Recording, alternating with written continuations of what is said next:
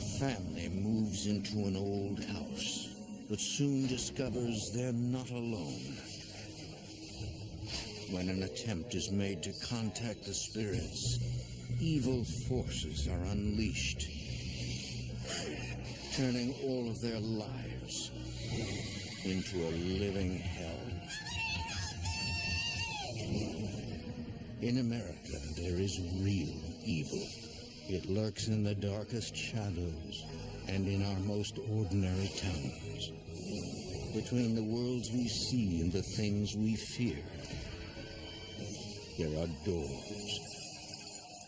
When they are opened, nightmares become reality.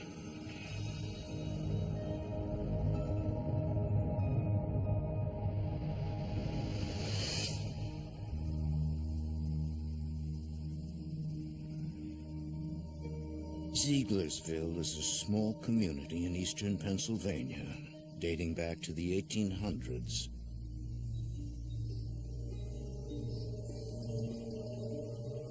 Lurking in its dense forests, rolling farmland, and old cemeteries are centuries of dark and troubled secrets.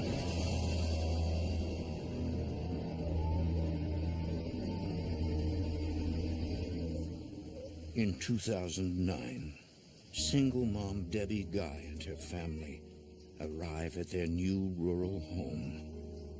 She's bought a 150-year-old house with over an acre of land.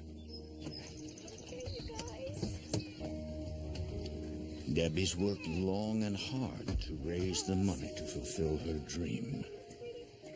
That's the first house I've ever owned. It had countryside. It had an old backyard that I could raise the kids with. It was perfect, what we wanted. I still can't believe it. Debbie's extended family includes her 28-year-old son, David, and 26-year-old daughter, Jody, along with Jody's two young children, 5-year-old Zoe and 7-year-old Craig. 17-year-old Nick is also moving in with them. He's been close to Debbie and her family all his life. What do you think, Zoe? I love it.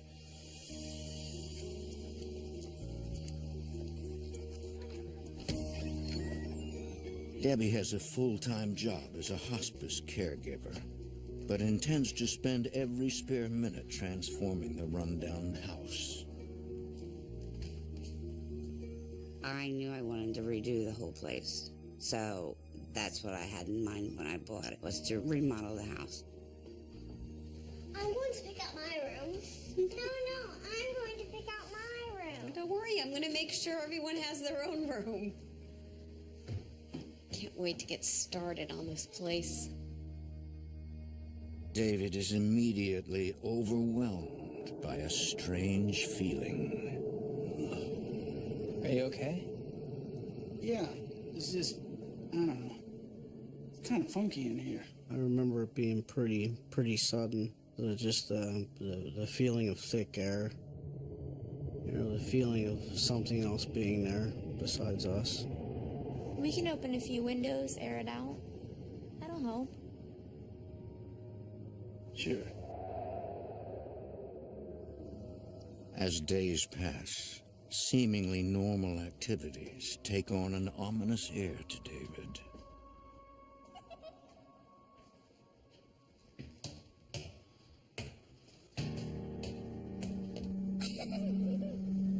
Zoe? At first, it was childish things. You know, just little things. Where could Zoe be? Well, she's not on top of the bed. Maybe she's under it? There's nobody there. We didn't look at it as it was ghosts. We just knew that something wasn't right.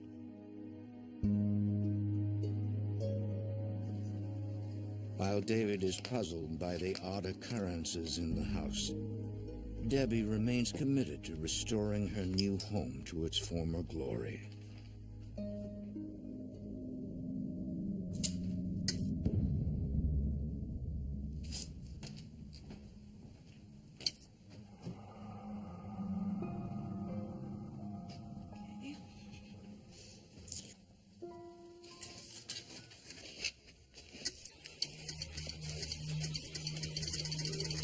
The light up in that room would just turn on and off. Over the following month, Debbie, like David, finds that objects have mysteriously moved on their own.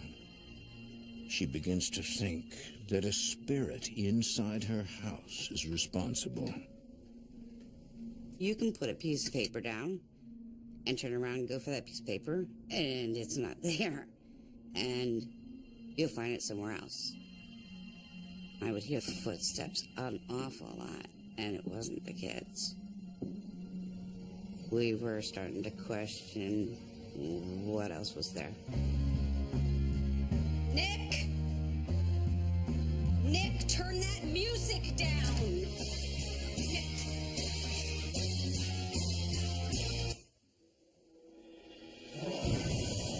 While David and Debbie are confused by what they are experiencing in the house, the changes they notice in their charge, Nick, have them truly alarmed.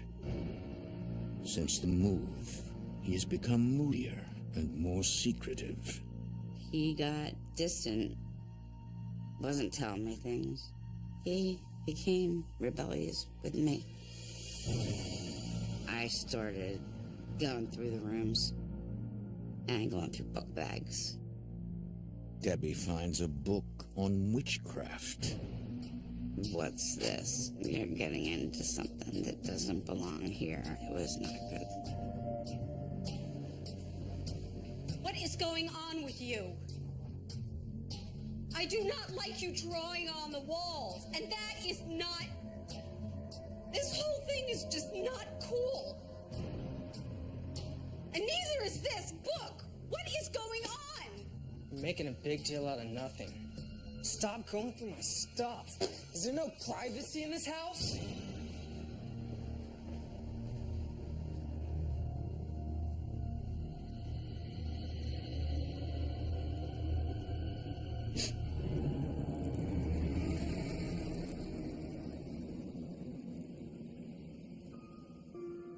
Soon Debbie has a far greater concern than the house and Nick. She seriously injures her back while at work as a hospice caregiver and undergoes major surgery.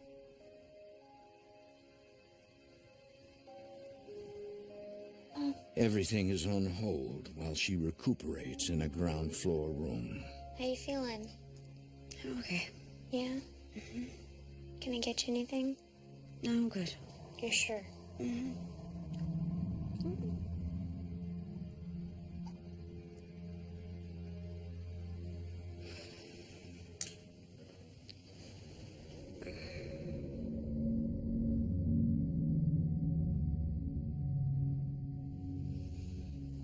Debbie's sleep is disturbed by more than pain from her injuries.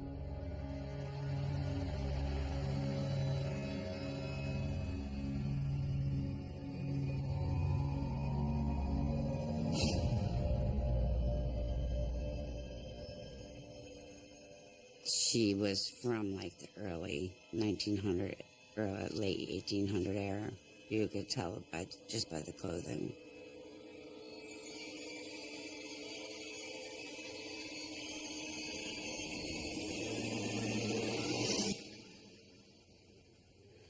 I was just like, okay, I'll just close my eyes and she'll be gone. And sometimes she was in a different place. After all of the unexplained things she has seen in the house, Debbie is actually relieved to find proof that the house is haunted. I totally was happy to see that there was something else there. That it wasn't just me hearing things or feeling something. I was like, as long as you don't hurt us and don't bother us, you're fine. She falls back asleep, unaware that the ghost may have other plans in store for her.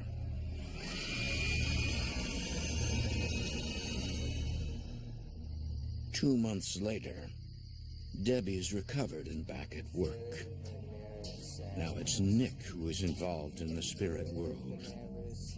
But unlike Debbie, He and his new girlfriend Alicia are working hard to summon them. The fairy of the narrow sadness.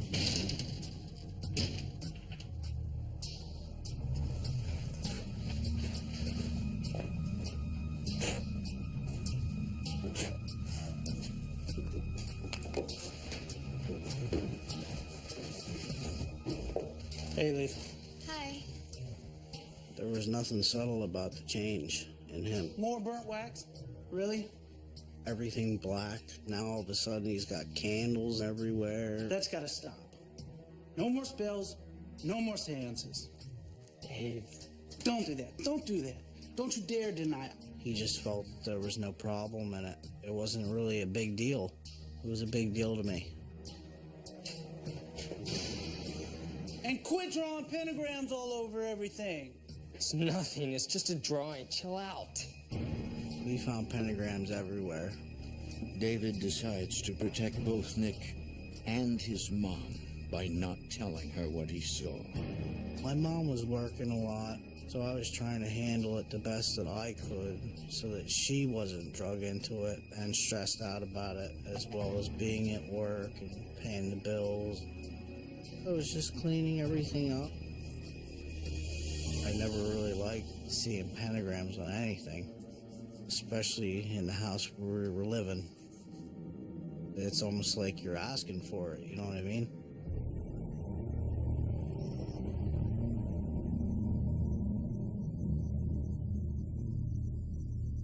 Are there any spirits here? Now that David put his foot down at home, Nick and Alethea seek out a secluded spot to conjure spirits, the local cemetery. Who are you? Make yourself known.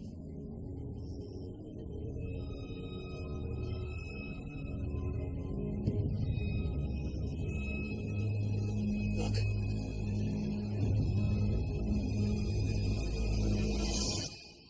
We did it.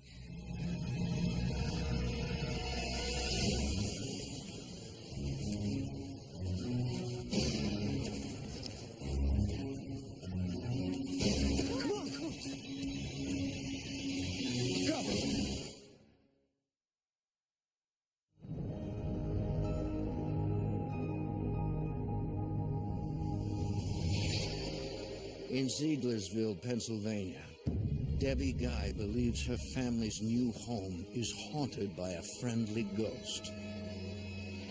The theory of the narrow sadness. But Nick, a teenager who lives with them, has begun to change and develop an unhealthy obsession with the occult. Will you help us?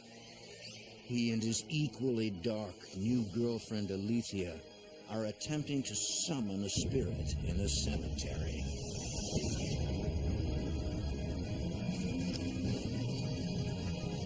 Nick fears they've unleashed something evil. Go!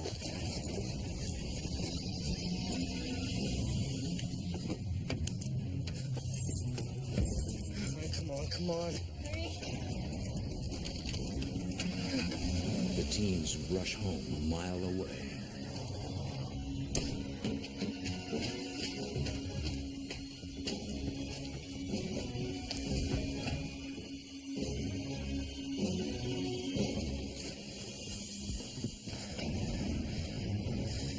He's out there. But how did he follow us on foot? We better go get David.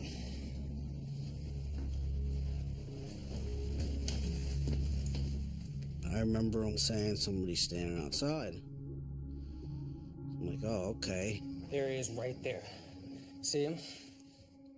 So I look out the window, and there's somebody standing across the street. Yeah, I see him. Just standing there staring at the house. You guys stay up here. I'll go see what he wants.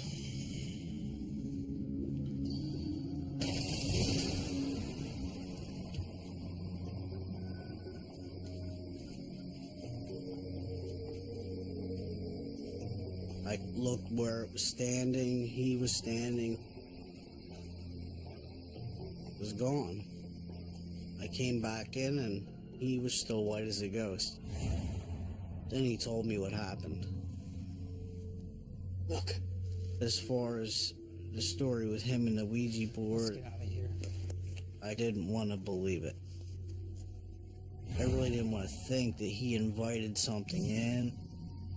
I was shaken too because I seen the person standing out there.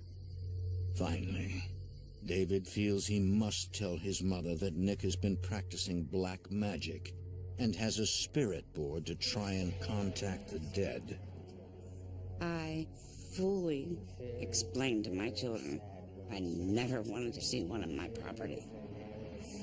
Kids do not realize what that board does. That opens things that you can't close. He put the Ouija board away. He stopped doing some of the stuff.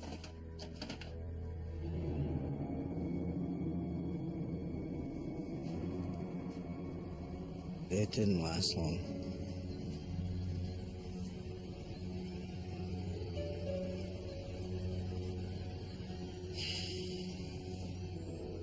I've stuck it right in the trash can outside the house. Despite the encounter with the ominous figure and the warnings to stop dabbling with the spirit world, David finds Nick just can't give up his obsession. I went down there and there he was playing with this Ouija board again. Nick! How'd you find that thing? Just got rid of it. No, you didn't. It's exactly where I left it. Give me that damn thing. Took it right in front of him. Took it, tried to discard it. David decides he simply can't trust that Nick won't root through the trash again. This time, he'll ensure it's gone forever.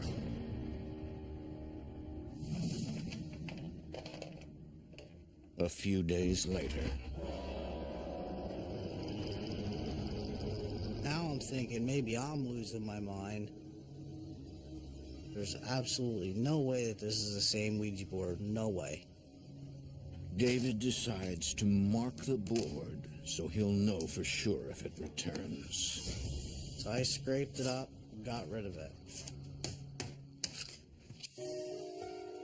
A few more days pass.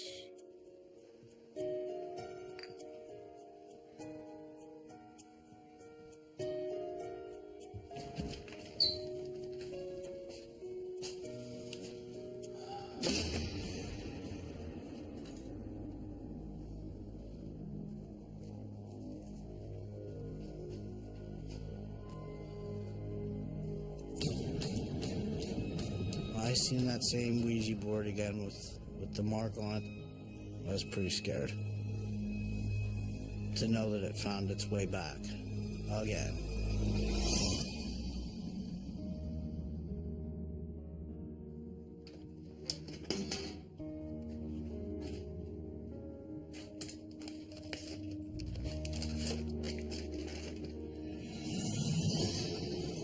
Oh my God. And there it was. I knew we were in trouble.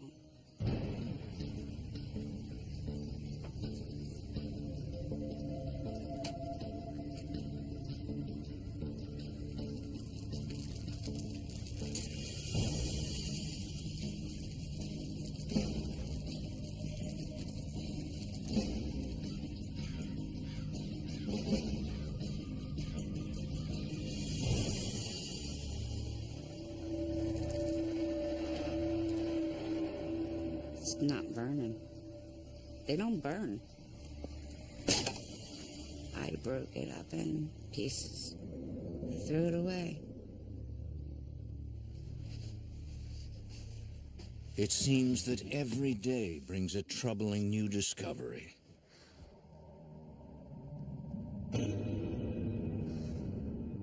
The Nick that Debbie has known since birth, a promising student, church-goer, and upbeat teen, has taken such a dark turn. She fears he's spiraling out of control. Just tell me, what is going on? We did something real bad. Me and Alethea. We cast a spell. A bad spell. We ask you to bring sickness, misfortune, and death. We ask for blood, and so we bring you blood. Blood for blood. Blood for blood. Blood for blood.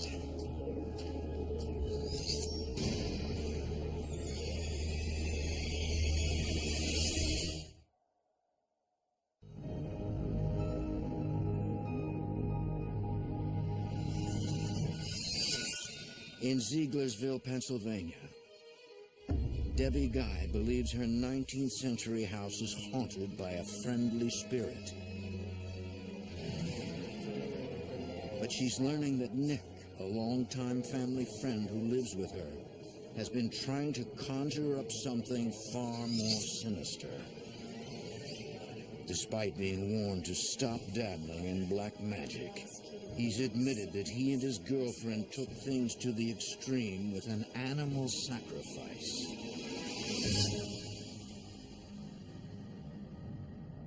He told me about the cat, that they offered up a cat. They did some spells for disease, sickness, and death. It's the last straw for Debbie, but she can't abandon the young man she's known for so long. She realizes Nick is deeply troubled. I'm gonna get you the help you need, okay? We have to pack your bags. I need to put him into a place that could take care of him where I couldn't. I put him in a facility.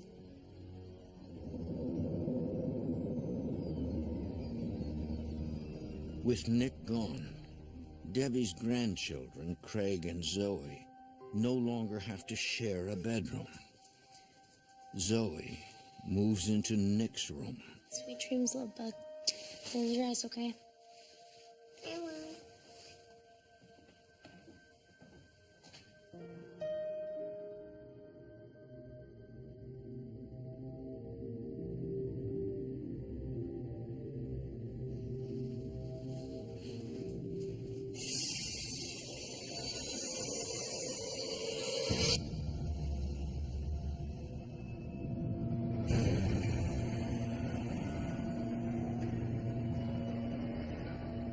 Who are you?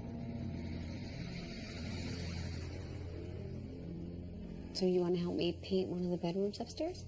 Yeah, of course, Mom. Should we let the kids pick out the colors? They would love that. Sweetie, what's going on? In the window, there's a boy's face, Jacob. He looked at me. Oh, I think somebody had a bad dream. Zoe. It's the second floor up. There's a boy's face in the window. The boy's name is Jacob. Yeah, you ready for bed? Like, there's nobody out there. Okay, sweetie, let's get you back to bed, okay? No, I won't. Jody decides that Zoe and her brother Craig should switch rooms.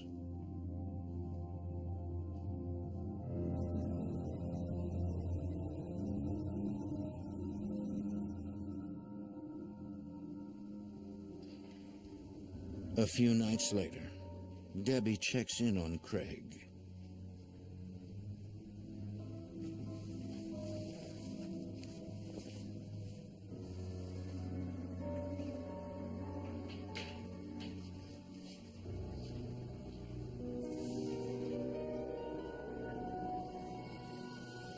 Craig, honey, why is your blanket behind the dresser? He keeps pulling my blankets off every night. Oh, honey. Jacob.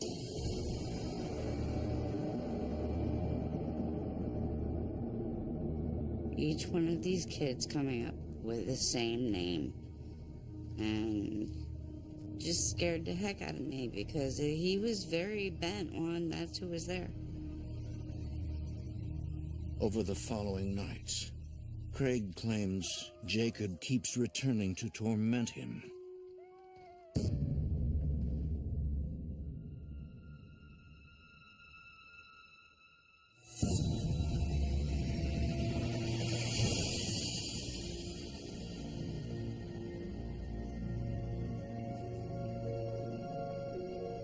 We would notice his blankets or his belongings would be shoved behind the dresser or shoved under the bed. Or he'd wake up in the middle of the night screaming, and we started to get worried. David puts his laptop in his nephew's room and activates its camera at night, hoping to see if anything's really going on.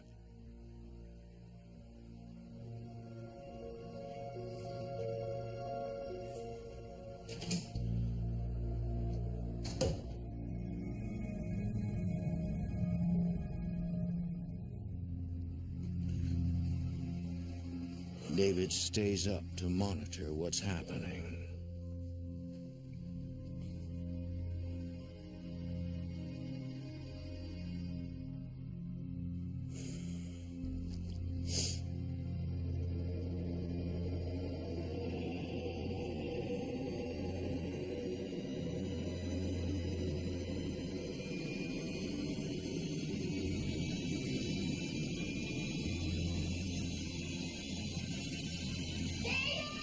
Coming, Craig.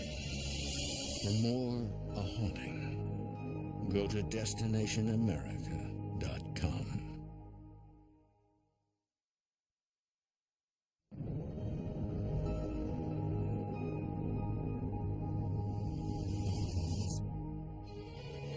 He looked at me. A family in eastern Pennsylvania is being plagued by unexplained happenings since moving into their 150-year-old home. Events that have grown more frightening since Nick, a troubled teen, developed an unhealthy obsession with black magic. In desperation, Debbie Guy has sent him away for professional help, but now there's more trouble. Her daughter's 2 children claim they're being tormented by a spirit called Jacob.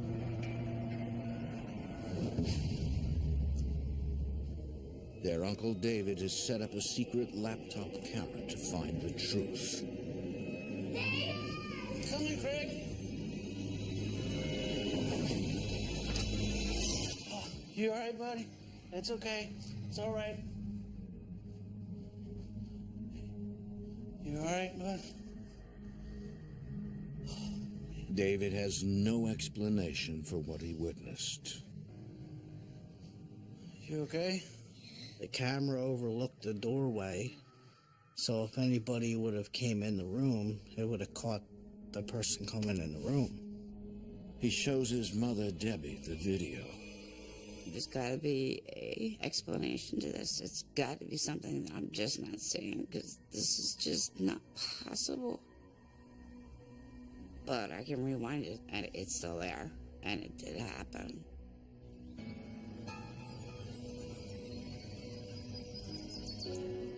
Debbie's now determined to find some answers. I decided I'd start trying to figure out what was going on in the house. So I went to the Historical Society for information.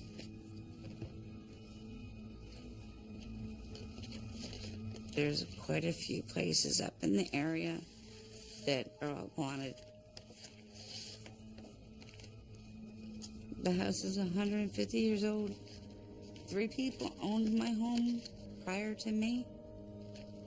We all came from Limerick, Pennsylvania. Debbie discovers that several former residents died in the house, including a young girl whose name she can't make out, and a boy named Jacob. It scared the hell out of me because it's real. This little boy did live there. And the little girl,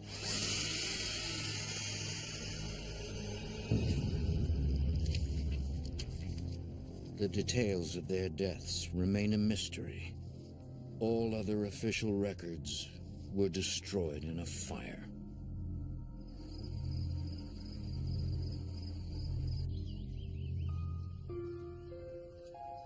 It's a time of uncertainty for Debbie.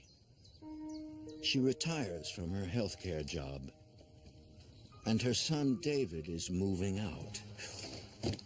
Well, it's the last one. I'm gonna miss you, honey. I had gotten a girlfriend, and I felt it was time I needed to move on. It's not an easy decision for him. I was concerned for the kids. Mainly for the kids. Be safe. Yeah, you guys too. Debbie's also worried, but feels she has no option but to stay in the house with her daughter Jody and 2 grandchildren. I couldn't leave, didn't have the finances to leave, and we were stuck. There was just no choice. We were stuck. We had to stay there. When Jody and the kids leave for a weekend away, Debbie decides to try to rid the house of its ghosts. He maketh me to lie down beside the still waters. Through the power of prayer. Though I walk through the valley of the shadow of death, I will fear no evil. For thou art with me, thy rod and thy staff.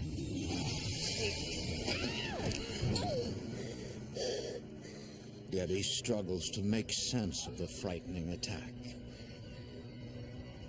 It growled at me, and it scratched me, and then it pushed me down the steps.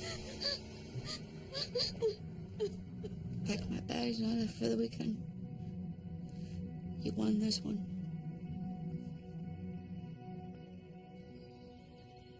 Growing increasingly desperate, Debbie turns to her local church for help. Pastor, Hi, Debbie. How are you? I'm glad you're here. Thank you for coming, and thank you for believing me. I do believe you, Debbie, and I'm glad you trusted me. It was scary to let somebody in on something that we hid, but it was nice to know that somebody didn't think we were crazy. Well, why don't we pray and let's bless this house, okay? Okay. I bless this house in the name of the Father and of the Son and of the Holy Spirit. He started cleansing the house, and I got violently sick. Debbie, He thought that I was personally getting attacked. you're being attacked. Pray with me, Debbie. The Lord is my shepherd. I shall not want. He maketh me lie down in the green pastures. He leadeth me beside the still waters. He restoreth my soul. He leadeth me in the paths of the righteousness for his name's sake. Yea, though I walk through the valley of the shadow of death, I will fear no evil. Let's finish blessing the house. Okay. The air lifted in the house, and like somebody opened a window, and you could breathe. Of the Holy Spirit. It was peaceful, and it seemed good. For the first time, the house feels normal to Debbie. After keeping others away when the house seemed haunted, she finally feels comfortable inviting friends over. So, there are no more problems? There are no footsteps, doors opening on their own? Oh, it's unbelievable. It just stopped. So do you think that they're gone? You two are a couple of idiots. There's no such thing as ghosts. Don't talk like that. They don't like it. This house doesn't like that kind of behavior. There's nothing here. I'll prove it to you. Is this where you keep the bad ones?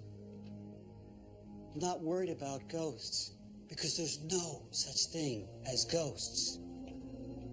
I told him not to do it. These kids are crazy. Mr. Ghost! You stupid boy. I can't believe these. I told you there's no such thing.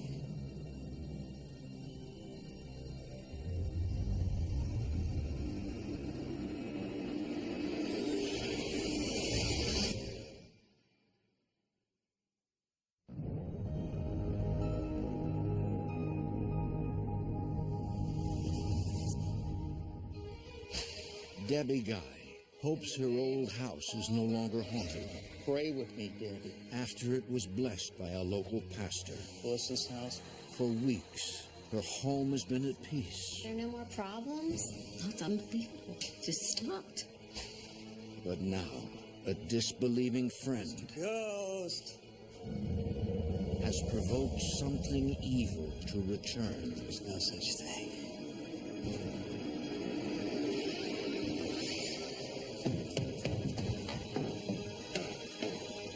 I knew after I saw that picture that it was back. Oh my God. It was scary as all hell. It was very scary. Debbie contacts the Eastern Pennsylvania Paranormal Society, headed by retired police officer Bill Cook, who agrees to lead an investigation. Our general approach is to try to debunk everything as we proceed with the claims and as we collect evidence using scientific methods. Just our whole approach to doing the investigation is very formatted, very structured. We bought a video equipment, still photography equipment, audio recorders. We bought infrared cameras, motion sensors we used as well. Covered the whole house, upstairs, downstairs, the basement.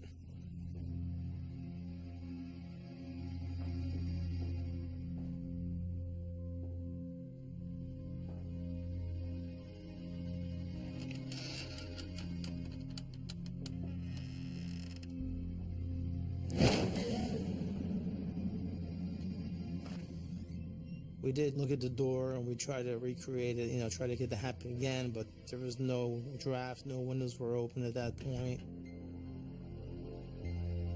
I guess we'll be starting in the basement. Carrie, come with me. Carrie Moran is a sensitive working with the team.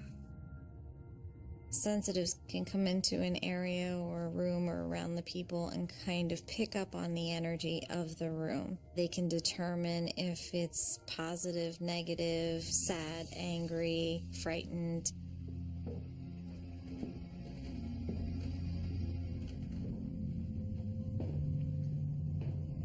The basement just felt odd.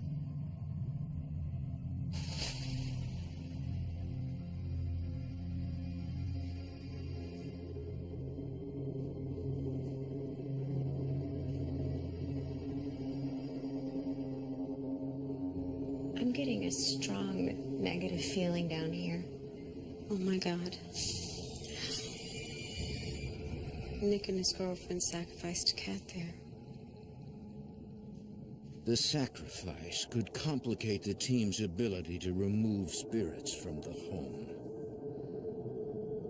The death of an animal or the death of anything as an offering, it's a darker seal on things. It's a more permanent seal on things. It makes it very difficult to eliminate a darker entity when you've taken a life. It's just the worst thing you could possibly do.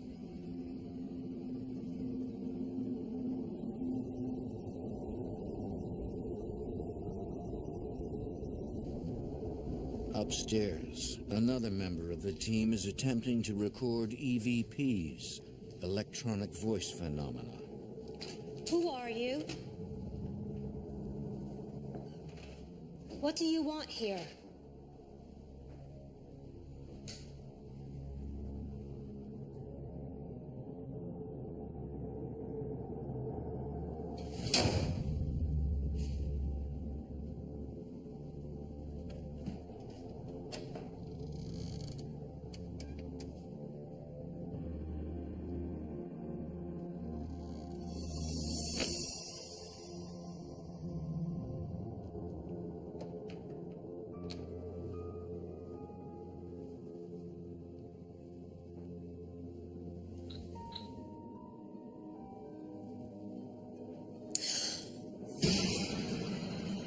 Oh my God, it was her.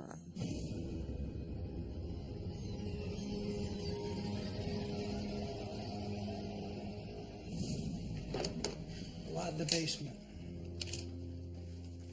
So now what? We'll compile everything with a written report for you. I was just looking to document it and see what it was so we could decide how to treat it. What do I do if something more happens? Definitely call us.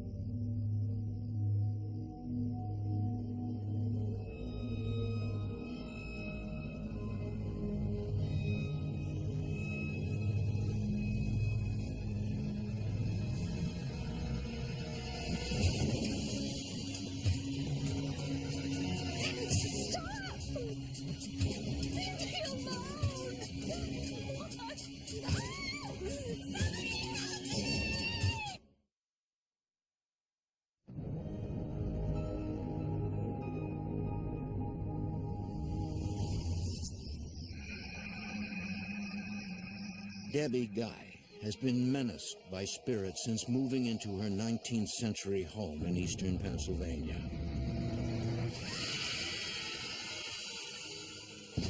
Ghosts of 2 children who died in the house and an evil entity that may have been summoned by her young charge Nick continue to haunt her. Soon after an investigation by the Eastern Pennsylvania Paranormal Society, the spirits re-emerge with a vengeance. Leave me alone!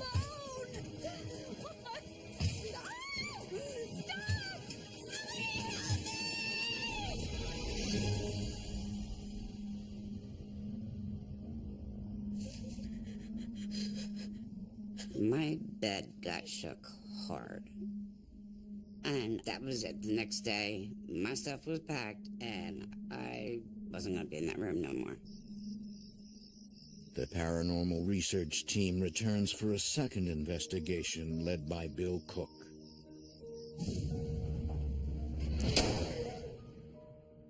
My experience was there was definitely paranormal activity. However, I thought there was another, negative factor, which I believe was the curse that she claimed that Nick had put on the property. The investigators believe the girl and Jacob could be, as Debbie's own research revealed, the spirits of children who died in the house. Yea, though I walk Or through the shadow of something more sinister could be trying to fool them, no evil. according to sensitive Carrie Moran. The apparition of a child is oftentimes like a facade, almost like the little actor that comes in like, I'm perfectly innocent, I'm perfectly harmless, you can let me into your home, and then once they're there, then it's trouble. We had to find a way to counteract that. A few days later, Bill Cook and Carrie Moran return to perform a cleansing ritual with Debbie. This house and these people have been consecrated and freely given to you, God. They say prayers, burn sage, and sprinkle holy water in each room. Protect us and these It's better to do a cleansing based off the homeowner's belief system. So we decided to go with a religious-based cleansing of the house, as well as a set script that allows the homeowner to take back their home and say, I don't want you here, get out of my home. My home is now protected by the armor of God. My home is now mine, and you are not welcome here. My home is now mine again, and you are not welcome.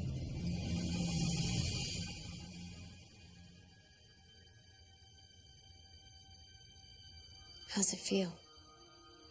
Feels better. It does, it feels better. It felt lighter. Debbie seemed happier. Like somebody opens up a window and a fresh breeze runs through the house. Fresh spring breeze just rushes through the house and you smell the lilacs and it's clean. I felt very confident it worked. I had no reason to think it didn't work, so we felt pretty good about it. There's always a possibility the activity can return because we don't know what's happening after we leave.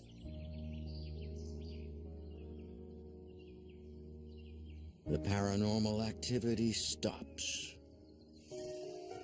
6 months later, Debbie's son David is paying a visit to help out with repair work.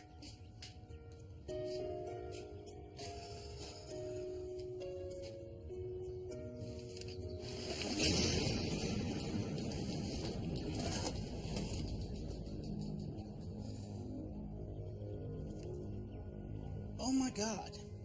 Mom! This can't be happening. There's no way. Couldn't believe it. Couldn't believe it with my own eyes. What's going on? What? Oh my God. How is this possible? I have no idea. It was on the counter when I walked in. I've heard that many times when people try to dispose of a Ouija board and it comes back. Never seen evidence of it, but many claims they've thrown it away. They burn it, broken in half. They claim to come back again afterward. Maybe it's associated with the energies that become attached to it. I knew we're right back where we started.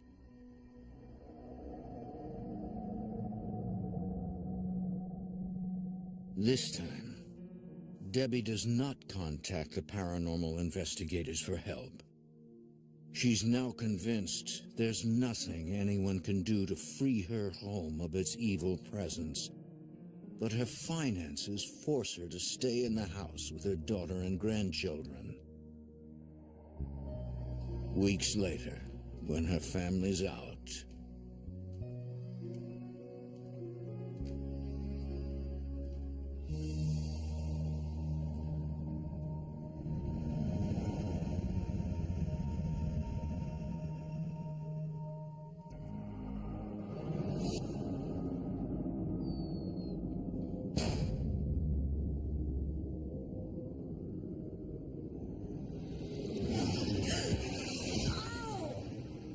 Debbie feels a hand inside her chest. Something just reaches and takes the life right out of you. It's strong. It's very strong. This is not good. Debbie is rushed to the hospital, but doctors can find nothing wrong with her.